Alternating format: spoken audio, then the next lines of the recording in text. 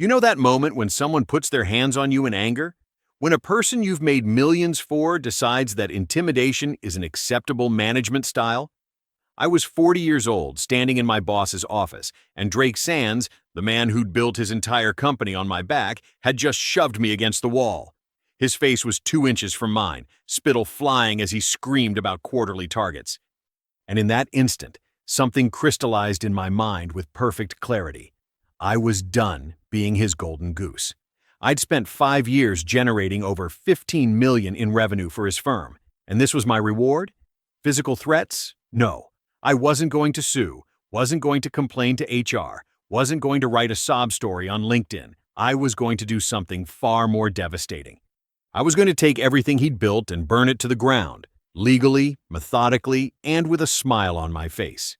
If you've ever worked for someone who thought they owned you, who believed their success entitled them to treat you like property, then you'll understand exactly what I did next and why I have absolutely no regrets. But let me start from the beginning.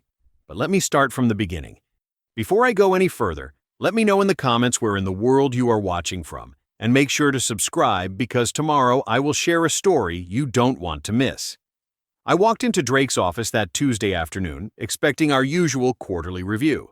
5 years at Vanguard Solutions had taught me the rhythm. He'd praise my numbers, complain about overhead, then push for higher targets next quarter. I'd brought in $3.2 million that quarter alone, a personal record.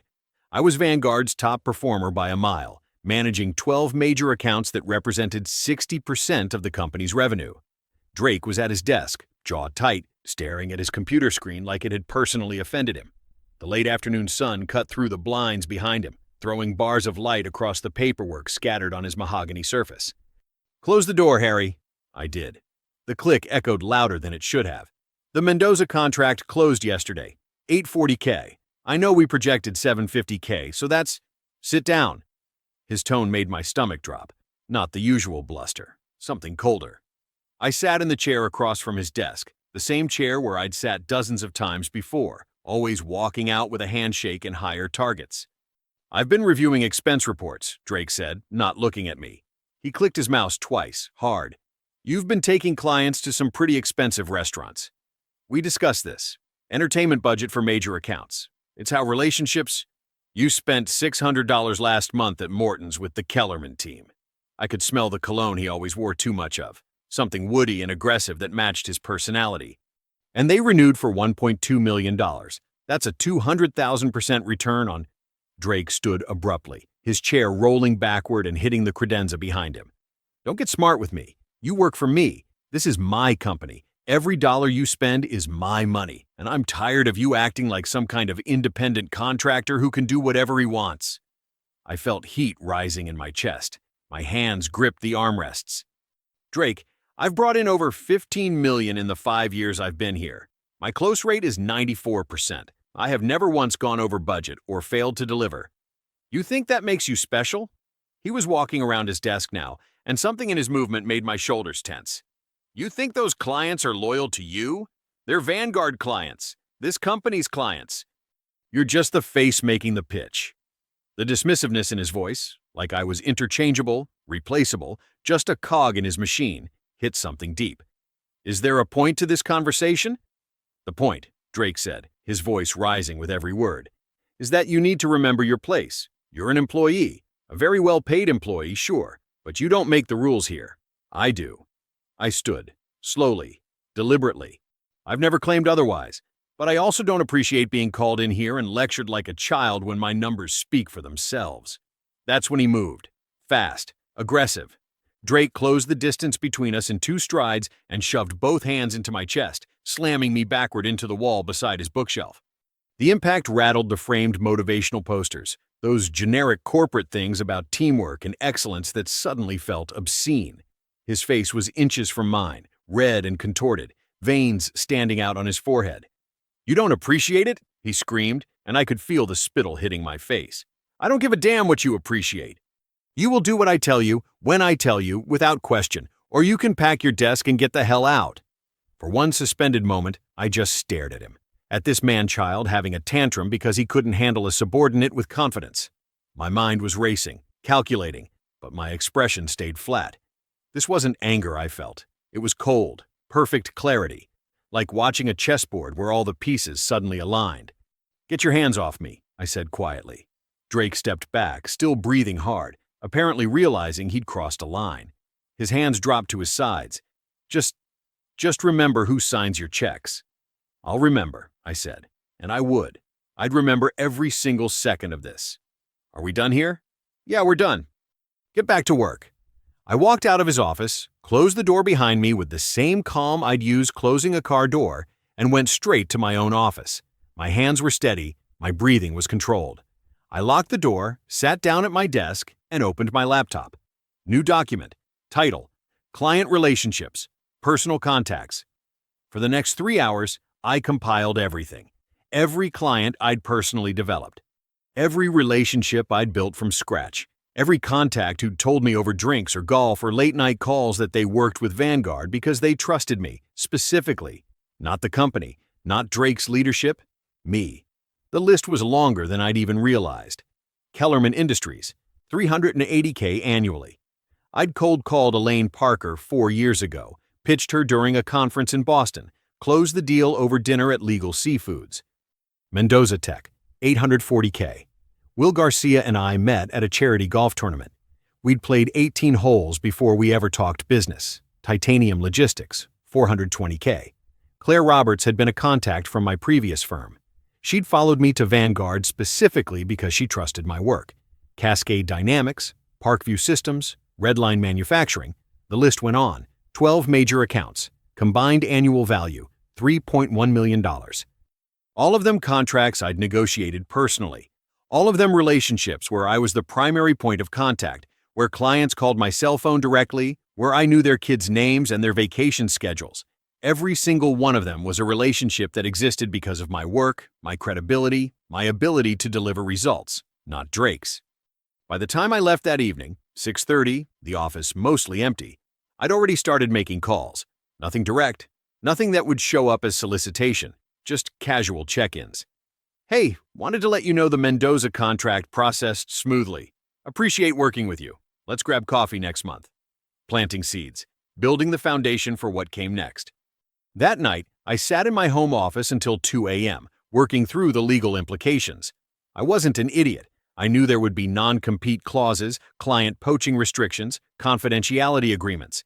The employment contract I'd signed 5 years ago was sitting in my filing cabinet, and I pulled it out and read every single word 3 times.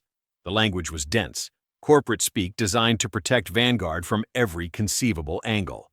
But as I worked through each section, highlighting and making notes in the margins, I started to see the gaps.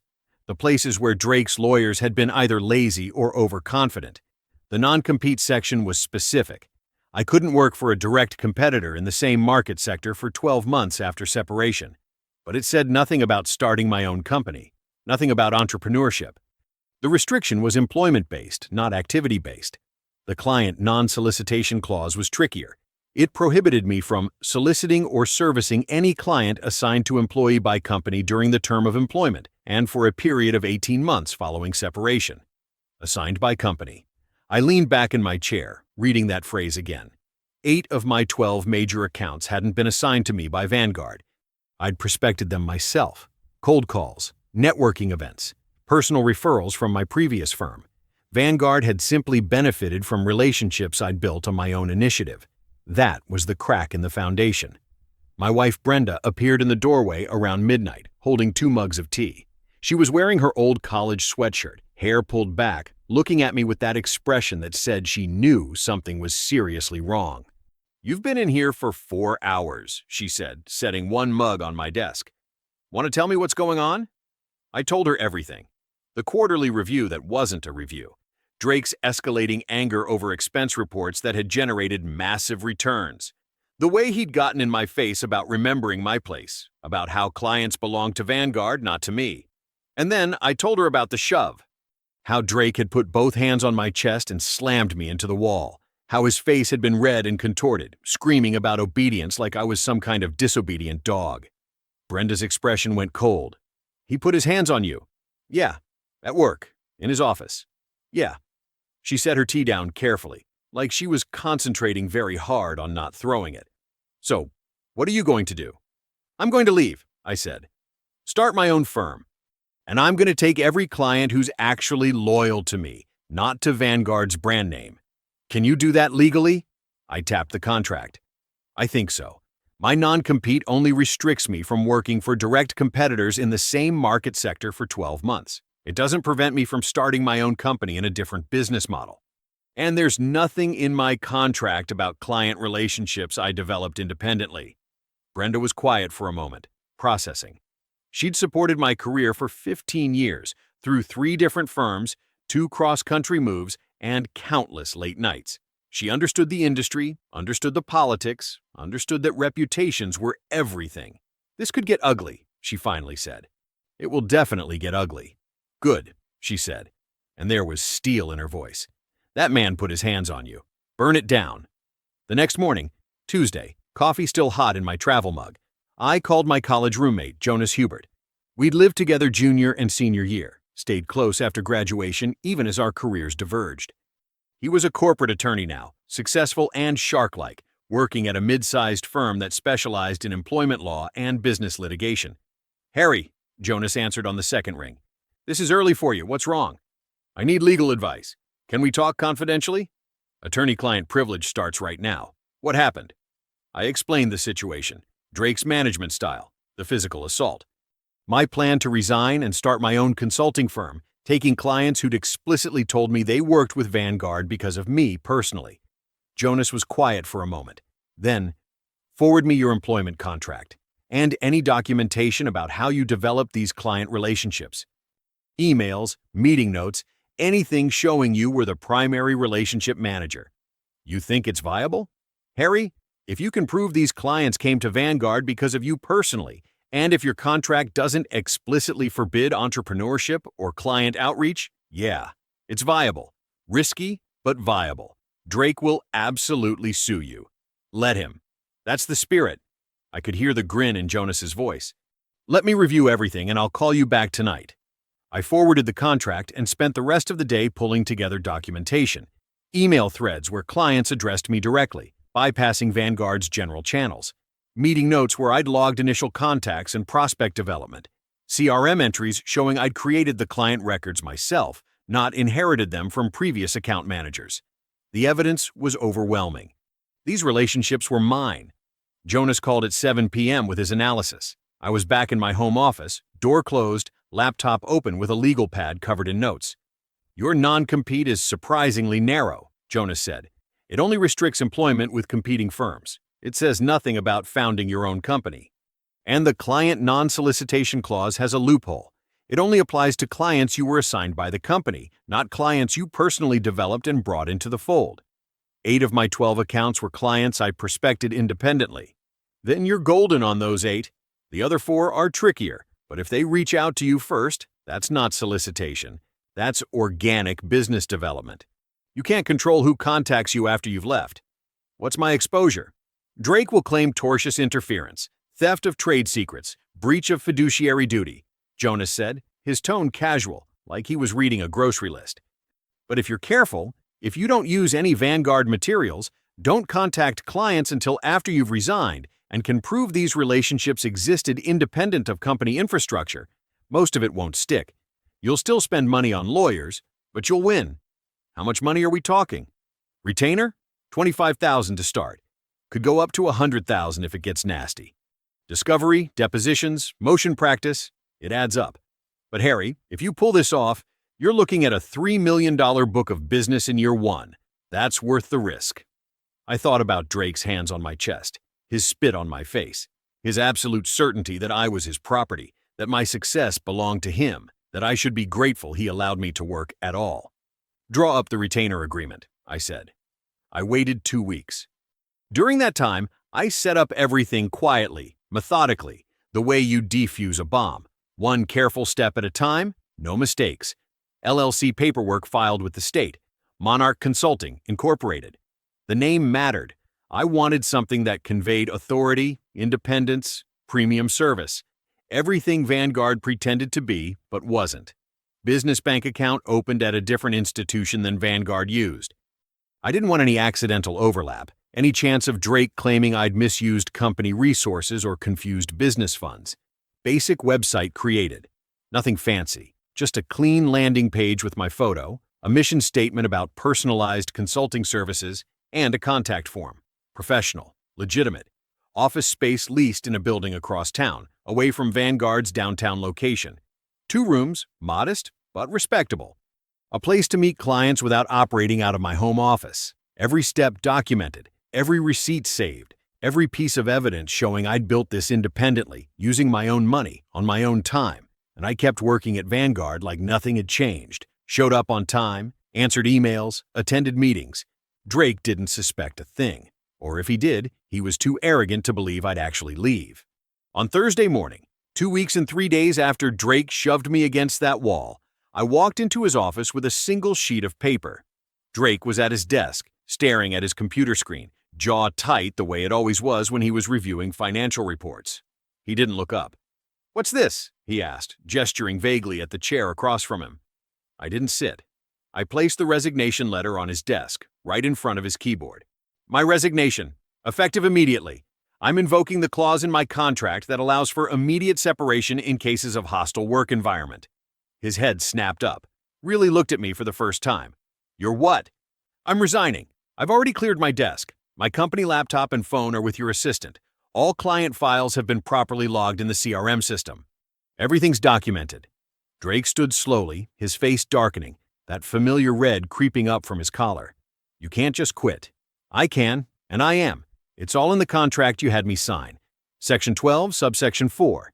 Immediate termination is permitted when an employee experiences physical intimidation or threats in the workplace. You ever see someone's brain trying to catch up with reality? That was Drake's face right then. Confusion, then anger, then this ugly realization that he'd actually screwed himself. "You have a non-compete," he said, voice rising. "You can't work in this industry for 12 months. I'm not working for a competitor. I'm starting my own company." "That's the same damn thing." "Actually, it's not. You should have your lawyer read the contract more carefully." I set a business card on his desk. Monarch Consulting. My name. My new office number. Clean, professional, expensive cardstock. Drake picked it up, stared at it like it was something diseased, then crumpled it in his fist. "If you think you're taking my clients..." "Your clients?" I felt myself smile, couldn't help it. "Drake, I built those relationships. I prospected them. I closed them. I've been the only point of contact for most of them for years. They're not your clients. They're mine. I'll sue you into oblivion. You're welcome to try. I've already consulted with Jonas Hubert at Kellerman & Associates. I'm fully compliant with my contractual obligations. But hey, if you want to spend $300 an hour to have your lawyer explain that to you, be my guest." His face went from red to purple, that vein in his forehead bulging the way it did when he was about to lose it completely. "You ungrateful piece of... I made you. You were nothing when you came here." I shook my head, still calm, still controlled. "I was the top sales performer at my previous firm when you recruited me, Drake. You offered me a 20% raise to leave, remember? And I've been your top performer every single year since. You made nothing. You took credit for my work and convinced yourself you were a genius." Drake came around the desk, moving fast, aggressive, and for a second I thought he might actually do it again. Might actually put his hands on me a second time. I stood my ground, and this time I smiled. "Go ahead," I said quietly. "Put your hands on me again. This time I'll have you arrested for assault, and I'll own this company by the time the civil suit is done. Your choice." He stopped, 3 feet away, breathing hard, fists clenched at his sides, shaking with rage. "Get out," he finally said. "Gladly." I turned toward the door, then paused. "Oh, and Drake, you might want to start looking at your retention numbers. Because when people find out why I left, they're going to start asking questions about your management style. Good luck with that." I walked out of his office, past his assistant, who was very carefully not making eye contact, and straight through the lobby. My personal items were already in my car. My desk was empty. My access badge was deactivated. I walked out of Vanguard Solutions and didn't look back. For the first week, I didn't contact a single client. Not one email, not one phone call, not even a LinkedIn connection request. I wanted everything documented, everything clean. My resignation was filed. My new company was established. I was completely, legally separated from Vanguard before any business development occurred. I organized my office. I set up accounting software. I drafted service agreement templates. I worked on marketing materials. And I waited. On day 8, my phone rang. I didn't contact a single client for the first week. I wanted everything documented. My resignation was clean, my new company was established, and I was completely separated from Vanguard before any business development occurred. Day 8, my phone rang. Unknown number. Harry Moore. Harry, what the hell is going on? Drake just called me personally and said you'd quit. Elaine Parker, COO of Kellerman Industries, one of my major accounts, worth $380,000 annually. I'd been handling their logistics consulting for 4 years. That's correct, I said. I started my own firm. Why didn't you tell me? Because I wanted to make sure everything was properly set up first. I didn't want to put you in an awkward position, Elaine. There was a pause. I could hear her breathing, thinking. Harry, you've been handling our account for 4 years. I don't have a relationship with Vanguard. I have a relationship with you. If you're starting your own firm, I want to work with you. My chest tightened. This was the moment, wasn't it? The validation that all those late nights, all those client dinners, all that relationship building had actually meant something. Elaine, I appreciate that. But you're under contract with Vanguard until the end of the fiscal year, which is in 6 weeks. And that contract has a 30-day termination clause for any reason. I'm invoking it today. Send me your proposal for services. Are you sure? Drake is an ass, she said flatly. I've tolerated him because you made it bearable. Now that you're gone, there's no reason to stay. Send me the proposal, Harry. I remember that moment. Sitting in my new office, still mostly empty, just a desk and a chair and boxes of office supplies I hadn't unpacked yet, and feeling something shift. This was real. This was actually happening. I'll have it to you by end of business today, I said. Perfect. And Harry, welcome to entrepreneurship. The second call came 2 hours later. Harry, it's Will Garcia, Mendoza Tech. I sat up straighter. Mendoza was one of my biggest accounts. We just closed an $840,000 contract 3 months ago. Will, hey, what can I do for you? You can tell me you're taking on new clients at this Monarch consulting thing I just heard about? Word was traveling fast. That's the thing about an industry. Everyone talks. Everyone knows everyone. You build a reputation over years, and that reputation follows you. We are, I said carefully. Good. Our contract with Vanguard runs through Q3, but there's a performance review clause in 60 days. If we determine service quality has declined, we can terminate with 30 days notice. I'm betting service quality is about to decline significantly now that you're not there. I couldn't help smiling. I can't speak to Vanguard's current service capacity. You don't have to. Send me your service agreement. Same scope of work we had before, but I want you personally managing the account. Non-negotiable. Absolutely. And Harry? About damn time you went out on your own. You were too good for that place. By the end of day 8, I'd received 4 calls. Kellerman Industries, Mendoza Tech, Titanium Logistics. Claire Roberts practically begged me to take them on, said working with Drake directly would be impossible. And Cascade Dynamics, where Vic White told me he'd only signed with Vanguard in the first place because I was the one pitching. 4 major accounts. All of them ready to walk away from Vanguard and follow me. I worked until midnight drafting proposals. Professional, detailed, competitive. I priced my services at 15% below what Vanguard had been charging. Better service, personal attention, lower cost. You know what the best part was?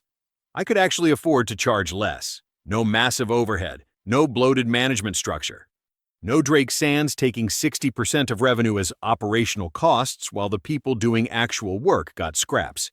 Just me, a small office, and direct client relationships. Week 2, 4 more clients reached out.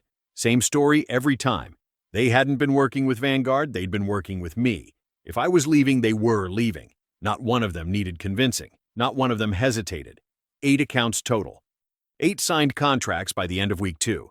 I drafted service agreements for all of them, keeping everything clean and professional. Scope of work clearly defined, pricing transparent, deliverables spelled out in detail. Every single client signed immediately. By the end of month 1, I was sitting in my office looking at spreadsheets that felt surreal. $2.8 million in signed contracts. Monarch Consulting, a company that had existed for 4 weeks, was already profitable.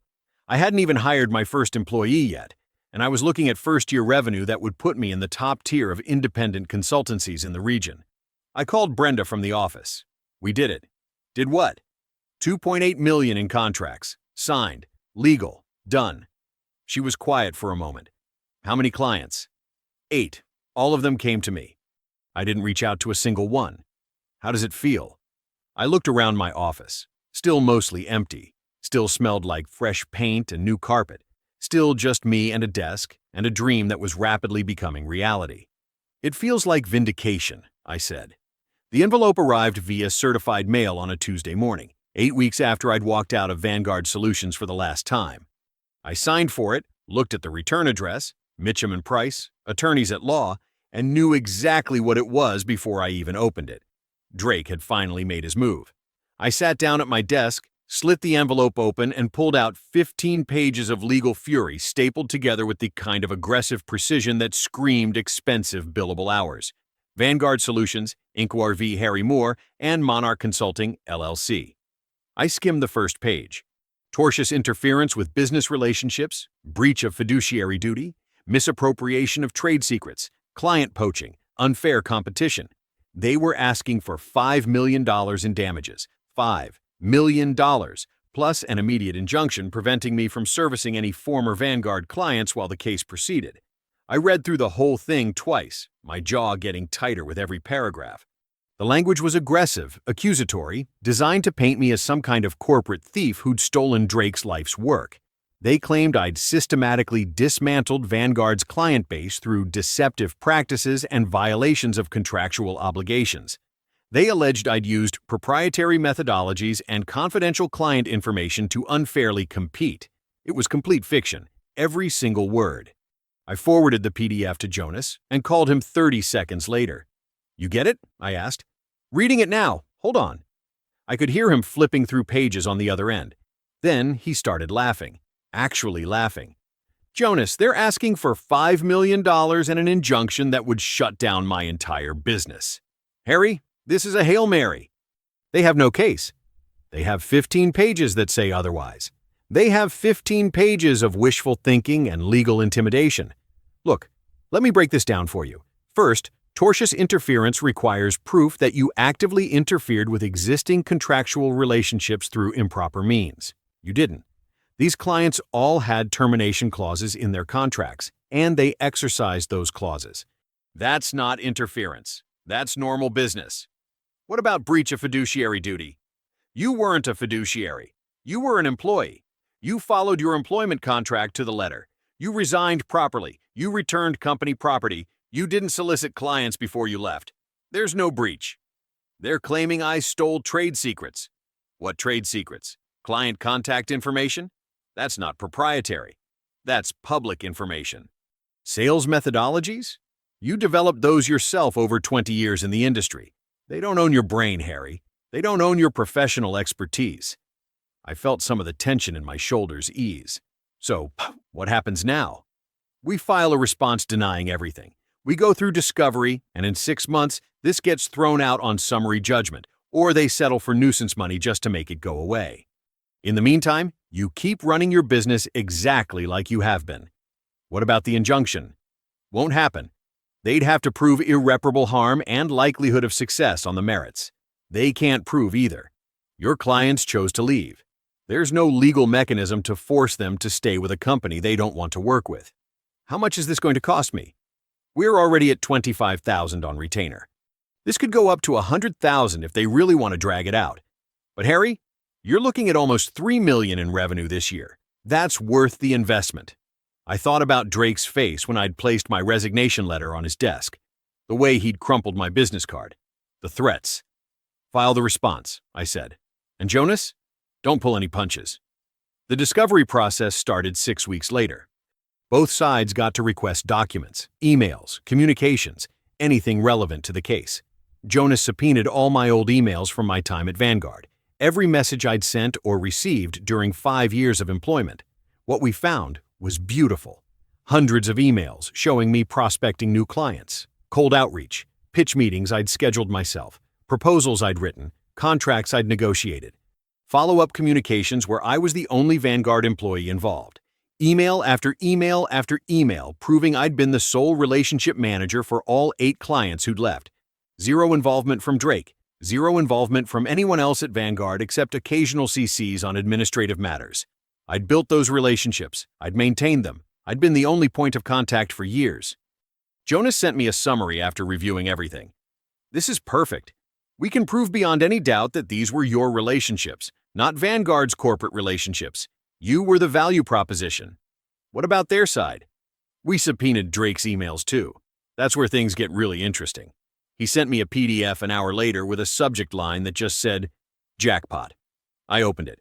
It was an email from Drake to his VP of Operations, sent 2 days after I'd resigned. "Jim, that arrogant bastard walked out and thinks he's going to steal my clients. I'll bury him in legal fees. He doesn't have the resources to fight me in court. He'll be bankrupt in 6 months and begging for his job back. Make sure we drag this out as long as possible. Discovery, depositions, motions, everything. I want him spending every dollar he has on lawyers until he breaks." I read it 3 times. My phone rang. "Jonas, tell me this is admissible," I said. "Oh, it's beautiful. It shows malicious intent. He's not suing you because he has a legitimate legal claim. He's suing you specifically to financially destroy you through legal fees. That's abuse of process. We can now countersue for our legal fees and possibly additional damages. Do it." "You sure? This escalates things." I thought about Drake's hands on my chest, his spit on my face, his assumption that he could intimidate me into submission. "I'm sure. File the countersuit." "Done. And Harry? I'm also going to leak this email to a few industry contacts. The court of public opinion matters too." The email hit 3 industry blogs and a trade publication within 48 hours. The headlines were everything I could have hoped for. Sales executive flees toxic boss, gets sued for succeeding. Vanguard Solutions CEO admits lawsuit is retaliation, not justice. Email reveals Drake Sand's plan to bury former employee in legal fees. The comment sections exploded. Former Vanguard employees started coming forward with their own stories. Late-night posts on professional forums revealed a pattern of behavior: verbal abuse, intimidation, taking credit for others' work, wage theft. One former employee, Marcus Williams, posted a detailed account of how Drake had denied him a promised commission on a major sale, then fired him when he complained. Another, Sarah Mitchell, described being screamed at in front of clients for asking about overtime pay. Within a week, 2 former employees had filed their own lawsuits against Drake and Vanguard: employment law violations, hostile work environment, wage theft. The narrative had shifted completely. I wasn't a thief stealing clients. I was a talented professional who'd escaped a toxic boss and succeeded on my own merits. And Drake? Drake was being exposed as exactly what he was: an abusive, insecure man-child who'd built a company on other people's talent and convinced himself he was a genius. Vanguard Solutions was hemorrhaging reputation by the day, and I was just getting started. While the lawsuit ground through the courts, discovery requests, depositions, motion hearings, I did something Drake probably never expected. I ignored it. Not legally, of course. Jonas handled all that. But mentally? Emotionally? I put it in a box and focused on what actually mattered: building Monarch Consulting into something real. 6 months after walking out of Vanguard, I made my first hires: 2 junior consultants, both former Vanguard employees. The first was Rachel Torres. She'd worked in Vanguard's operations division, brilliant with process optimization, but Drake had kept her buried in administrative work because she'd once questioned his quarterly projections in a staff meeting. She quit 2 weeks after I left, citing management concerns. I called her the day her LinkedIn status changed to seeking opportunities. "Rachel, it's Harry Moore." "Harry, I heard about what happened." "I'm so sorry, Drake." "Don't apologize for him. Listen, I'm building a consulting firm, Monarch Consulting. I need someone who understands operations and isn't afraid to speak truth to power. Interested?" Silence for about 3 seconds. "When do I start?" The second hire was Michael Reeves, former account manager at Vanguard, solid performer, quiet guy. Drake had passed him over for promotion 3 times in favor of less qualified candidates who were better at kissing ass. Michael had stayed because he needed the paycheck, but I could tell every time we'd talked that he was dying inside. I offered him a junior consultant role with a clear promotion track based on performance, not politics. He gave Vanguard 2 weeks' notice the same day. Both of them told me the same thing during their first week at Monarch. They'd heard through the grapevine exactly why I'd left. The shove, the screaming, the lawsuit designed to bankrupt me. We figured if you had the guts to walk away and build something better, Rachel said, then this was probably a place worth working. Yeah, that felt good. I brought on a part-time CFO next, Bert Kim, mid-40s, meticulous, excellent with financial planning and operations. He'd been doing fractional CFO work for several small companies and had the kind of steady, no-drama competence I needed. Bert looked at Monarch's books during our first meeting and said, "You're profitable in month 6. That almost never happens. What's your secret?" Low overhead, high-value services, and clients who actually want to work with me. Keep doing that. For full-time operations, I hired Greta Wilson. She'd been an operations manager at a mid-sized consulting firm before deciding she wanted to work somewhere smaller, somewhere she could actually build systems instead of just maintaining them. Greta walked into our office, still pretty modest at that point, just 4 rooms in a decent building, and said, "This is perfect. Small enough to move fast, professional enough to land real clients. I can work with this." By month 6, we had a team. Small but functional, professional, and we were growing. 4 new clients came on board between months 6 and 9. None of them had ever worked with Vanguard Solutions. They came to us through referrals, through industry reputation, through word of mouth. One of them, a manufacturing company called Apex Industries, told me straight up, "We heard about your situation. We read the articles. We figured anyone who could walk away from a toxic environment and build something successful this fast probably knows what he's doing." That's when I realized something had shifted. I wasn't just the guy who left Vanguard, I was becoming the guy who built Monarch. My reputation in the industry was growing, not as a victim, not as someone who got lucky, as someone who'd made a calculated decision, executed it flawlessly, and built something better than what he'd left behind. Conference organizers started reaching out. Industry publications wanted interviews.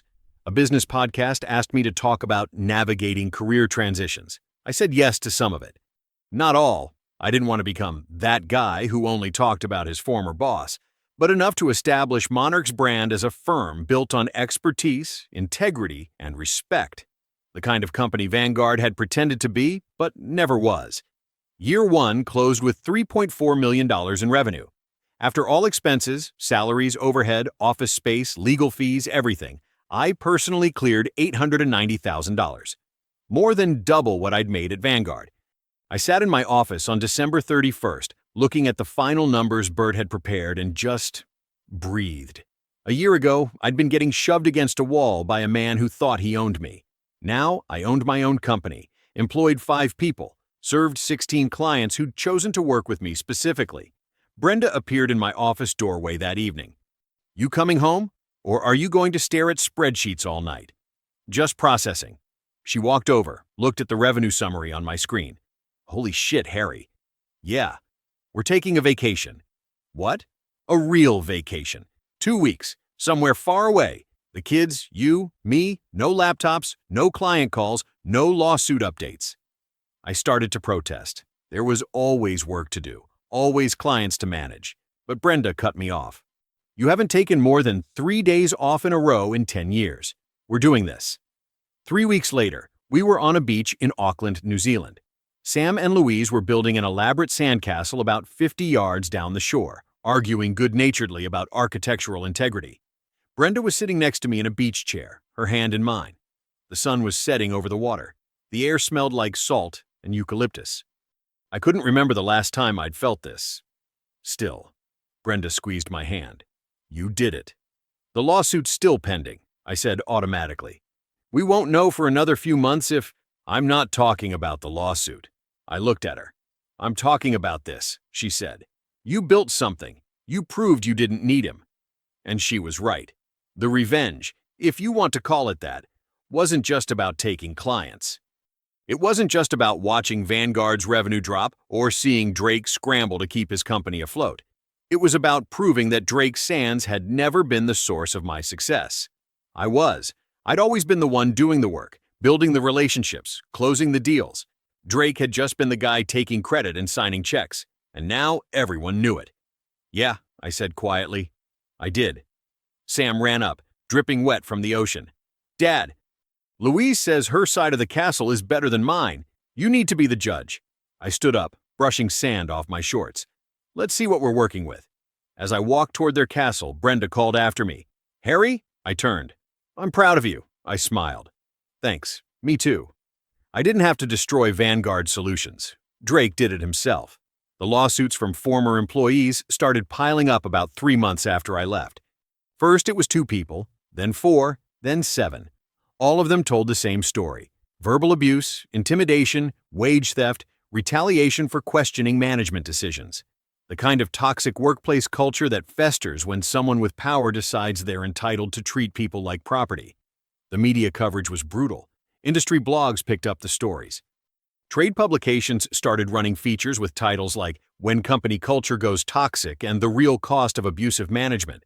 Drake's name appeared in every single one. And the comment sections? Those were worse. Former clients, former vendors, former business partners, all of them sharing their own Drake Sand stories. The time he screamed at a caterer during a company event. The time he berated an assistant in front of clients. The pattern of taking credit for other people's work and throwing subordinates under the bus when things went wrong. It was like watching a dam break. All that pressure, all that resentment, all those people who'd kept quiet because they needed the job or the contract or the relationship. Suddenly they all started talking at once. The clients who'd stayed with Vanguard started asking questions. I heard this through the grapevine. You know how the industry is, everyone knows everyone. Word travels fast. People I'd worked with at other companies would call me up, ostensibly to talk business, but really to share what they'd heard. "Harry, did you know Drake lost the Pemberton account?" "Harry, someone told me Vanguard just laid off their entire marketing department." "Harry, is it true Drake's getting divorced?" I didn't take pleasure in it, exactly. But I won't lie and say I felt bad either. 3 more accounts left Vanguard in month 8. Not to Monarch, to other competitors. But they left because they'd started looking at Drake's management style and realized they didn't want to be associated with that kind of company culture. By the end of year 1, Vanguard's revenue had dropped from $5.2 million to $1.8 million. Think about that for a second. A nearly 70% revenue collapse in 12 months. Drake laid off half his staff. The office moved from that prime downtown location with the glass walls and the river view to a suburban strip mall next to a nail salon and a tax preparation service. He tried to sell the company, put out feelers, hired a business broker, the whole thing. No buyers. The Vanguard brand was toxic. Nobody wanted to inherit Drake's mess or risk their own reputation by acquiring a company known for abusive management and legal problems. I heard through a mutual contact that Drake had leveraged his personal assets to keep Vanguard afloat. His house, the one in that nice development with the golf course access, went up for sale. His wife filed for divorce. I remembered meeting her once at a company holiday party years ago. She'd seemed nice, quiet. I wondered if she'd known what he was like at work, or if that side of him only came out in professional settings. Either way, she was done. Meanwhile, our lawsuit was advancing. Jonas called me every few weeks with updates. Discovery was going well. The evidence was overwhelmingly in our favor. The judge had already denied 2 of Vanguard's motions to dismiss. "We're going to win this," Jonas said during one call. "Not just win, demolish. The question is whether we go to trial or if they settle first." "What do you think they'll do?" "Honestly? They're hemorrhaging money. Drake's paying 3 separate legal teams right now. Ours, the former employee suits, and his divorce attorney. I think he'll try to settle just to stop the bleeding. And if he does, we tell him to go fuck himself. Pardon my French," I laughed. "No apology necessary." In month 14, Drake's attorney called Jonas with a settlement offer. Jonas conference called me in to hear it directly. "My client is prepared to drop all claims against Mr. Moore and Monarch Consulting," Drake's lawyer said. His name was Richard something. He sounded tired. "In exchange, we're asking that Mr. Moore agree not to pursue the countersuit. Mutual dismissal with prejudice. Clean break for both parties." There was a pause. "We'll need to discuss this with our client," Jonas said smoothly. "We'll get back to you." He hung up and immediately called me back on a private line. "They're broke," Jonas said. "Completely broke. They can't afford to pay your legal fees when we win, which we absolutely will. Drake is hoping you'll accept mutual dismissal just to end this thing and move on with your life. What do you think I should do?" Honest answer? I think we should push. We can get a judgment, force them into bankruptcy, and you'll have legal vindication on the public record. A federal judge saying in writing that you did nothing wrong and that Drake's lawsuit was frivolous harassment. I thought about it for maybe 10 seconds. Push. You sure? This could drag out another few months. More legal fees on your end, though we'll recover them eventually. I'm sure. I don't want a settlement. I want a judgment. I wanted in writing that I was right and he was wrong. I could hear Jonas grinning through the phone. I was hoping you'd say that. The case went to summary judgment 6 weeks later. Jonas filed a motion arguing that Vanguard's case had no merit and that there were no genuine disputes of material fact requiring a trial. The evidence was so one-sided that the judge could rule in our favor without even hearing arguments. The judge agreed. The ruling came down on a Thursday afternoon. Jonas emailed me the PDF with the subject line, "You're gonna love this." I opened it. The relevant section read, "The evidence overwhelmingly demonstrates that Defendant Moore developed these client relationships through his own effort and expertise. Plaintiff's claims are not only without merit, but appear to have been filed in bad faith for the purpose of harassment and financial intimidation. Defendant's countersuit is granted. Plaintiff is ordered to pay defendant's legal fees in the amount of $83,400. I read it 3 times. Then I called Jonas. "We won," I said. "We fucking destroyed them," Jonas corrected. "That language about bad faith and harassment? That's a judge saying Drake filed a bullshit lawsuit just to hurt you financially. That's about as close to judicial contempt as you get without actual sanctions. When do we get paid?" "They have 30 days to pay the judgment. If they don't, we can start garnishing assets, putting liens on property, all the fun stuff." "They won't pay." "No," Jonas agreed. "They won't. Because they can't." Which brings us to the inevitable next step. Vanguard Solutions filed for Chapter 7 bankruptcy 3 weeks later. Complete liquidation. The company was done. Drake's lawyer sent us a notice that the bankruptcy filing triggered an automatic stay on all collection efforts, including our legal fees judgment. Jonas filed paperwork arguing that the debt was non-dischargeable because it arose from malicious prosecution and bad faith litigation. "It'll take a while to work through bankruptcy court," Jonas explained. "But eventually, Drake will be personally liable for your legal fees. He's going to be paying this off for years." I sat back in my chair, in my office, in my company, and just absorbed that. Drake Sands, the man who'd shoved me against a wall, who'd screamed in my face, who'd sued me for $5 million because he couldn't accept that his success had never been his own. Bankrupt, divorced, broken, and me? I was just getting started. 2 years. That's how long it had been since I'd walked out of Drake's office with my chest still burning from where he'd shoved me.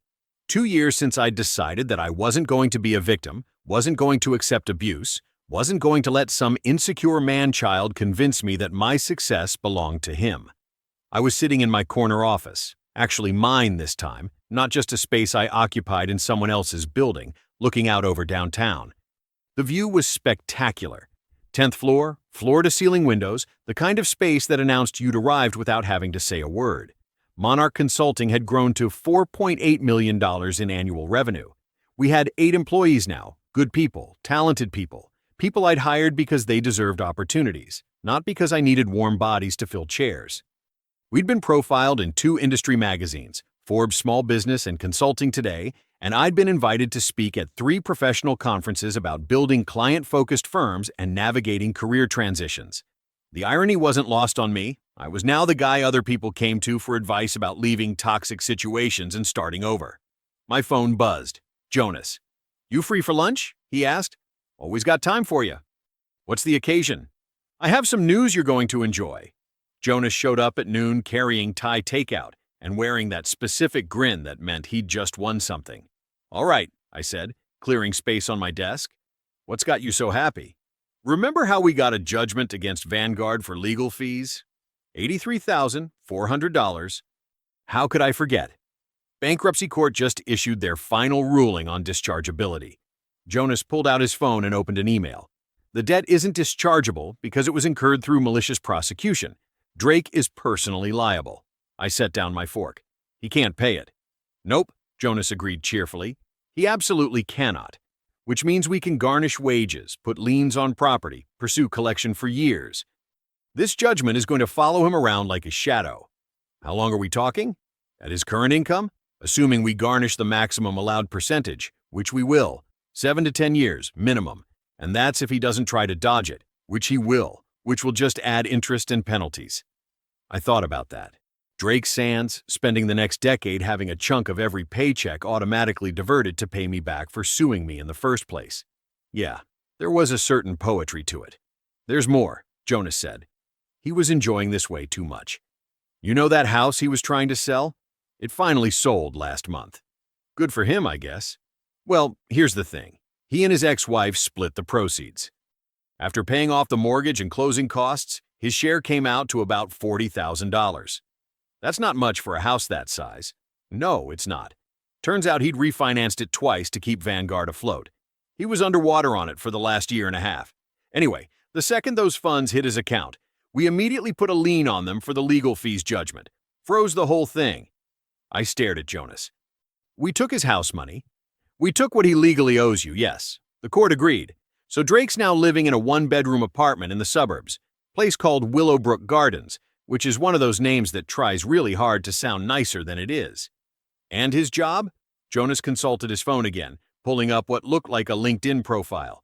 Junior account manager at a firm in Cleveland called Stanton & Associates. Mid-sized consulting outfit. Nothing special. He's making approximately $55,000 a year. $55,000. Drake Sands. The man who'd built a company to $5.2 million in revenue, mostly on my work, but still. The man who'd screamed at me about remembering who signed my checks. The man who'd put his hands on me in anger and thought he could intimidate me into submission. That man was now living in a one-bedroom apartment in a Cleveland suburb, making in a year what I made in a month. Harry? Jonas was watching me carefully.